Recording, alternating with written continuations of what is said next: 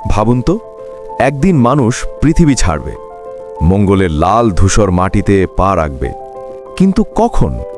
এটা শুনলে বিশ্বাস করতে পারবেন না, কারণ বিজ্ঞান এখনও পুরো প্রস্তুত নয়। মঙ্গল গ্রহে মানুষ পাঠানোর স্বপ্ন নাসা, স্পেস এক্স এবং অন্যান্য এজেন্সির পরিকল্পনার অংশ, কিন্তু সরাসরি সেখানে বসবাস করা পুরো চ্যালেঞ্জের নাম।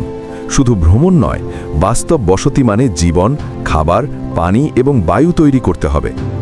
মঙ্গলের পরিবেশ একদম চরম, বাতাস প্রায় নেই, 99% কার্বন ডাইঅক্সাইড, তাপমাত্রা -60 থেকে -125 ডিগ্রি সেলসিয়াস, পানি খুবই কম, মাটিও মানুষ বান্ধব নয়।